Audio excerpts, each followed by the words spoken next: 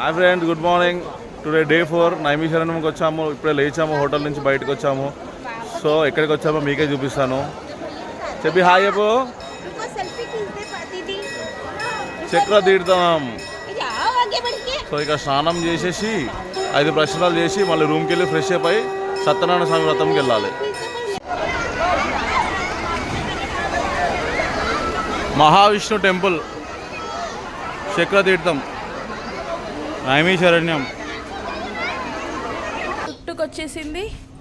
మేము టుక్లో అన్ని places నైమిషారణ్యంలో explore చేయడానికి వెళ్తున్నాము.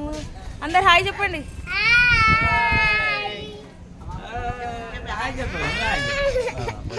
Okay bye. నైమిషారణ్యం టుక్ స్టార్ట్ అవుతుంది. మన వెహికల్స్ పనిచేయండి. బయట నుంచి వచ్చిన వెహికల్స్ ఏవి యాక్సెప్ట్ చేయరు. ఓన్లీ లోకల్లో వీళ్ళే మాట్లాడుకోవాలి. ఎందుకంటే వీళ్ళకు కూడా ఉపాధి కావాలి కదా. సో టూరిస్టుల మీదనే వీళ్ళు బతికేది. సో మనం టుక్స్ని ప్రిఫర్ చేయడం బెటర్ అండి. మిగతా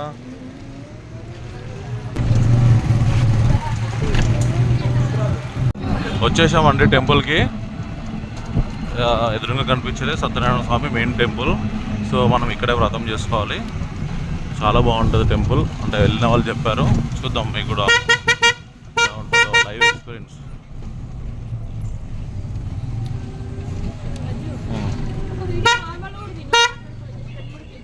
ఇదేనండి సత్యనారాయణ స్వామి మెయిన్ టెంపుల్. సో మనం ఇప్పుడు టెంపుల్లోకి ఎంటర్ అవుతున్నాము.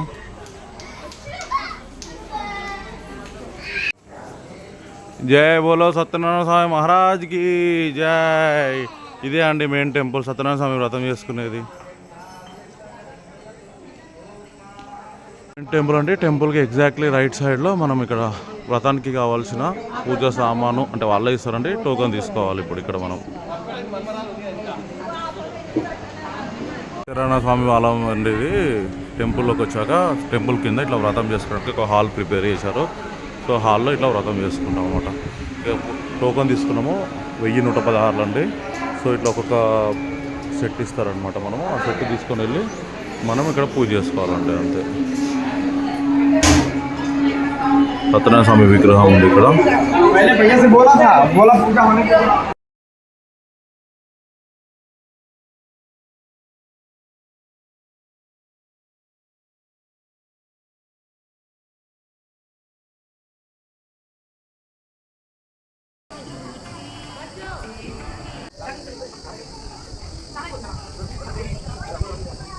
రుద్రగుండ్.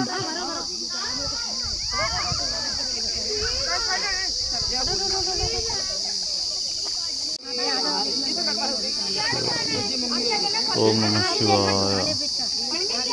ఓం నమః శివాయ.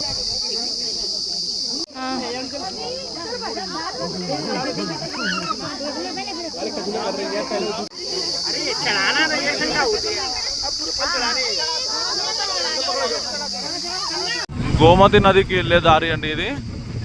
రుద్రకొండ నుంచి గోమతి నదికి వెళ్తున్నాం. ఇప్పుడు రుద్రకొండ అయిపోయింది, గోమతి నది.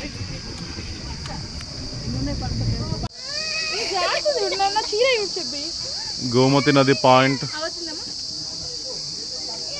గోమతి నది నైమిషారణ్యం.